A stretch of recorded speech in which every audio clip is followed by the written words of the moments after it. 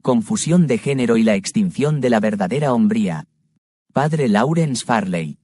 Así como es difícil obtener una verdadera perspectiva del tamaño de una montaña cuando uno está realmente en la montaña, también es difícil entender cuán revolucionario es un cambio cuando se está en medio de la revolución.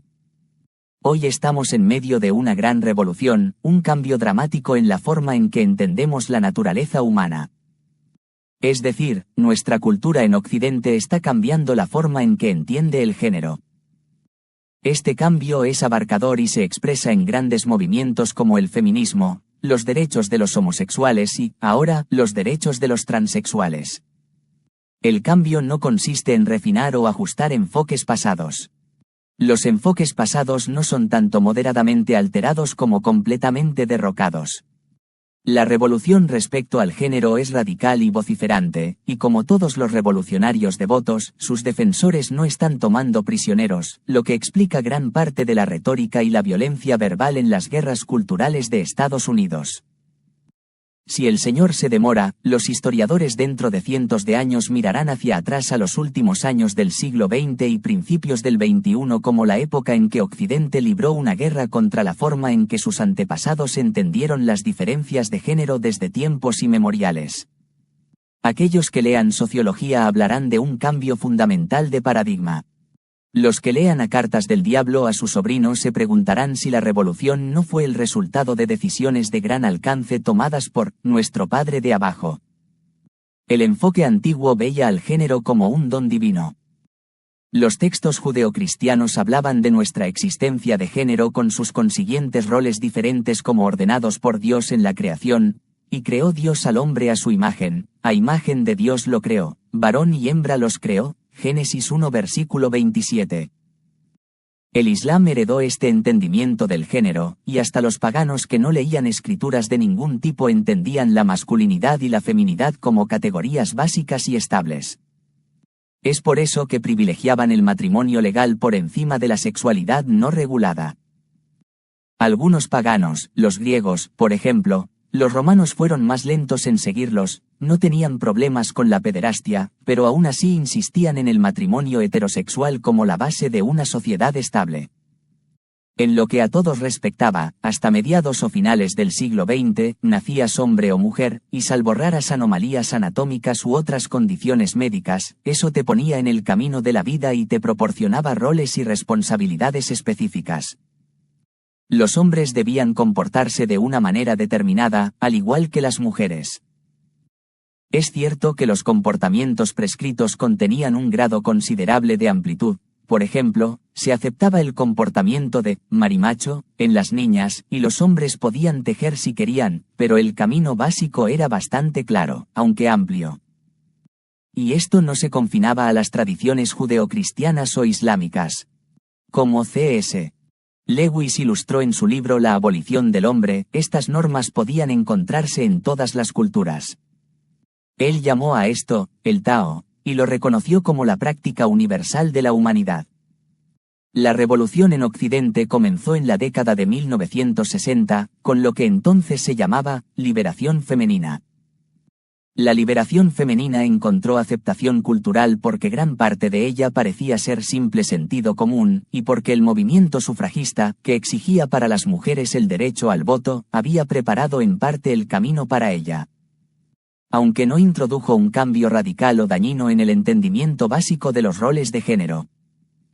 La liberación femenina preparó a la gente para considerar el cambio como algo esencialmente bueno y necesario, y esta apertura al cambio continuaría gobernando las actitudes básicas cuando se propusieran cambios más profundos.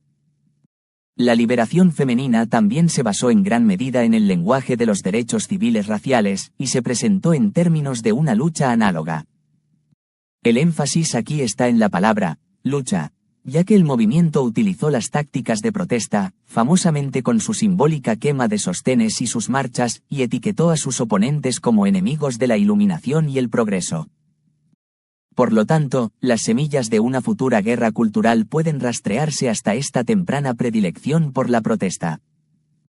A pesar del uso de fuertes denuncias de la opresión percibida y de la retórica incendiaria que caracterizó cada vez más al diverso movimiento feminista, los cambios radicales aparecieron primero con el movimiento por los derechos de los homosexuales. Aquí también observamos una progresión.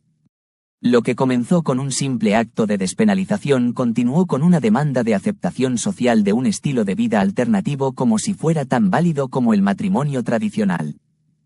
Así, primero vinieron las demandas de aceptación social y no discriminación, luego vino una demanda de provisión de uniones civiles legales entre homosexuales, y luego una demanda de proporcionarles matrimonio legal. Inherente a estas demandas estaba la afirmación de que la masculinidad y la feminidad no eran roles abarcadores, sino simplemente realidades anatómicas que no traían consigo ningún rol o norma social. Así, uno podía nacer anatómicamente hombre pero aún así buscar la unión sexual, legitimada socialmente a través del matrimonio, con otro hombre, o con hombres y mujeres. La anatomía había sido definitivamente separada del rol de género y de su correspondiente preferencia sexual. De hecho, el propio lenguaje utilizado, preferencia sexual, presupone que un género podría preferirse tan fácilmente como otro. Anteriormente, los hombres no simplemente preferían a las mujeres, sino que estaban ordenados a esta elección, sino por el deseo sexual interno hacia las mujeres sobre los hombres, al menos por la ley divina. Ahora uno podía preferir a un hombre sobre una mujer tan fácilmente y legítimamente como podía preferir el chocolate sobre la vainilla. El siguiente paso fue separar la anatomía no solo del rol de género, sino también de la identidad de género. En este movimiento para legitimar el transgénero, se afirmó que uno podía nacer anatómicamente hombre y, sin embargo, ser una mujer. No había forma objetiva de saber si una persona era hombre o mujer. Todo dependía ahora de los sentimientos subjetivos de una persona y con cuál género uno se identificaba. Y a lo largo de esta larga progresión de cambios, sus defensores continuaron empleando la retórica de los derechos civiles, denunciando indignadamente a sus oponentes como fanáticos y neandertales culturales. Las guerras culturales ahora rugían con fuerza.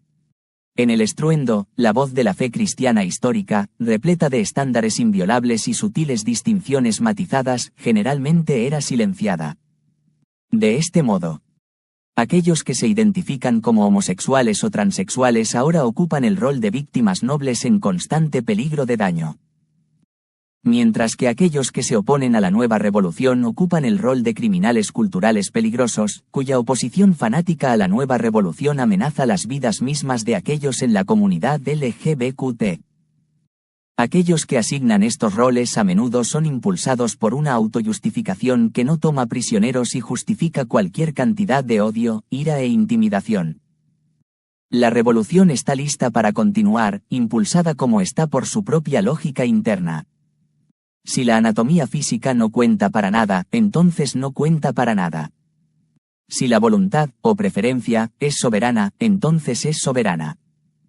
Eso incluye no solo el género de la pareja sexual, sino también el número de parejas.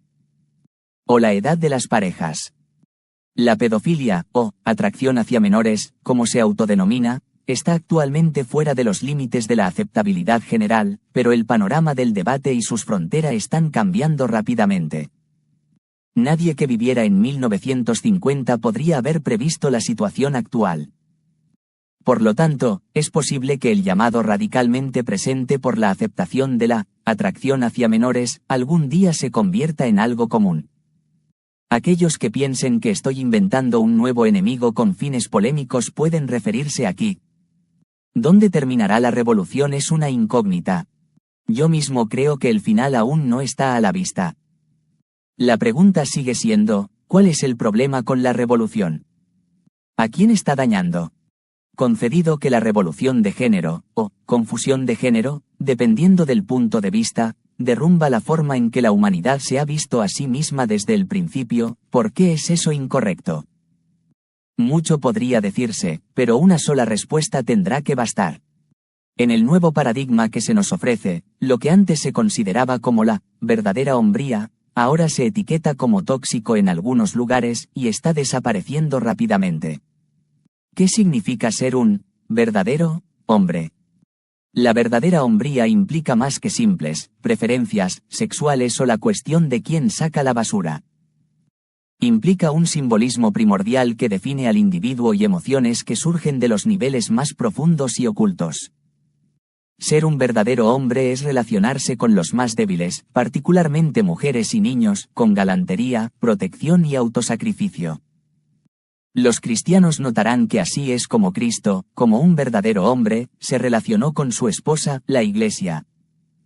Observamos esto de 1000 maneras. El hombre le propone matrimonio a la mujer de rodillas, no al revés, y en situaciones de peligro, el hombre defiende a la mujer incluso a costa de su vida. Y este último ejemplo se aplica no solo a la esposa del hombre, sino a cualquier mujer, precisamente porque es una mujer. La feminidad se consideraba sagrada por sí misma. Esto se pudo observar en las investigaciones posteriores al hundimiento del Titanic. Los testigos fueron enfáticos al decir que algunos botes salvavidas contenían solo mujeres y niños, los hombres sacrificándose para salvarlos. Hacer cualquier cosa menos, tomar un lugar en un bote salvavidas que podría haber sido ocupado por una mujer o un niño, habría violado su hombría.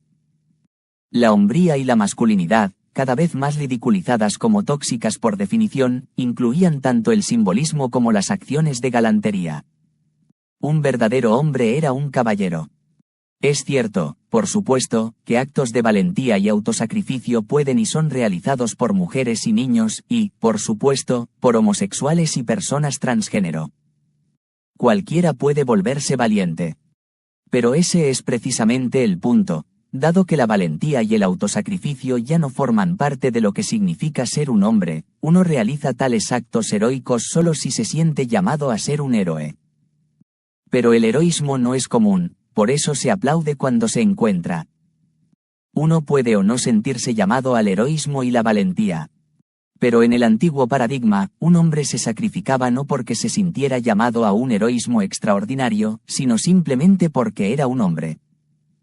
El rol de género que heredaba en virtud de su anatomía contenía en sí mismo el imperativo moral de sacrificarse, si era necesario, por las mujeres y los niños.